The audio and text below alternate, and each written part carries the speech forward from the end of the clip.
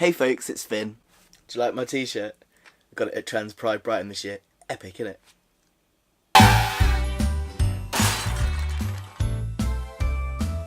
This week I wanted to talk a bit about the way we use language about ourselves that can either empower or disempower us.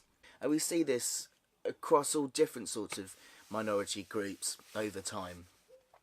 And it's happening with trans people now, and it happens in two ways. It happens from the way the media portray us, but actually we're often very complicit, likely unknowingly, in contributing to this disempowering language. One of the most disempowering phrases that we use, and that I was guilty of using in early days when I first came out, was the phrase, "Do I pass?" And trans forums are full of this. It's something we constantly are asking each other, am I passing? Do I pass well today? And it's completely understandable why this is such a fixation for us, because we're so desperate to be seen for the man, the woman, non-binary person of which we are, that it becomes a really big deal to have that validated from other people. So hence the question, am I passing? But if we think about saying, am I passing? This is like saying, I'm trying to be somebody I'm not. I'm in dress up. Am I looking like a man? Do I look like a real man? That's basically what we're asking. And now, if you've seen some of my videos recently about stupid people in professional positions turning around to me and telling me I look convincing, this is exactly what's feeding into it. Both sides of both cis people talking about trans people and trans people talking about themselves feeds into this really disempowered dialogue where it's like we're pretending to be somebody we're not. I've always been male. I am male, and so I'm not passing.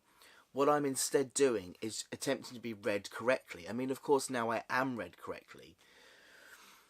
But in the early days, I think it's really helpful to talk about it in these terms. Rather than saying, do I pass? You could say, is what I'm wearing helping me to be read correctly? And if you want to compliment each other on how you're looking, rather than saying you're passing really well today, saying, well, you look really good today, I'm reading your gender completely correctly. It's just a more affirming way to say, I'm already male, what I'm doing is helping you to read me more correctly, or helping me to feel more comfortable that I will be read correctly by you. So it's starting with that statement, are you reading me correctly? Am I easy to read? Rather than am I passing, which is just feeling sneaky and it just feels like you're saying, I'm not really a man. Am I looking like I could possibly pretend I am one?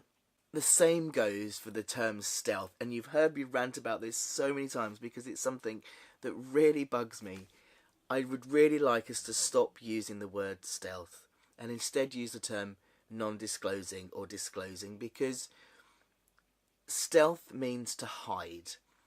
When I think of stealth, I think of those stealth bombers that are flying across the world, hiding so that they can sneak in on other countries. This is not what we're doing. It is completely within our rights to choose to tell people we are trans or to not tell people we are trans. But so often we talk about if you're choosing to not tell people you're trans, then you're going stealth. And it's like you're going into hiding. But there's nothing to hide. It just makes it feel very shameful. So can you see how the way we use these words kind of disempower us? Because passing makes me feel like I'm pretending to be somebody I'm not. Being stealth means I'm hiding because I'm ashamed. It's much more empowering to say, I'm choosing to disclose my identity, or I'm choosing to not disclose my identity. I'm moving to a non-disclosing way of living rather than the stealth way of living, because it's completely valid to want to not tell people, but you shouldn't have to feel ashamed for not telling people. Does that make sense? The biggest issue I think we have with the general population looking at trans people is this idea that we started off as one gender and changed to another, and as all of us know, that's not the case at all. That's not what happens. So another word that kind of brings up issues like this is, I've seen this a lot, is dead name. When people talk about my dead name, and this equally upsets me because I don't see I died. I've always been male.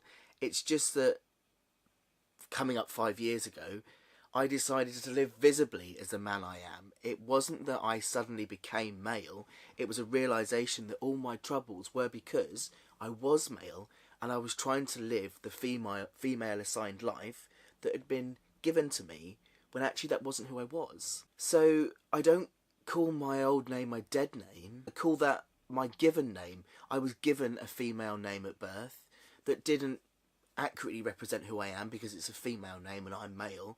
So I now have a taken name. I have a taken name of Finley, because the term dead name does also have this idea of you stopped being somebody and started being someone else. So it feeds into this whole idea that society has about us, which is wrong, that we change gender or we became someone new. We haven't, or at least this is how I interpret it. I just have become visibly male. I didn't become male. I started living visibly male, because this is another one we use, isn't it? We use the term began living as male. Well, I didn't begin living as male because I've always been living as male, because I've always been male. So what I did, I began living visibly as the man I am. The thing with language is that it is constantly evolving, especially when it concerns a minority group like ours. Language is adapting and evolving as we're becoming more sure of ourselves, and as the world's learning more about us.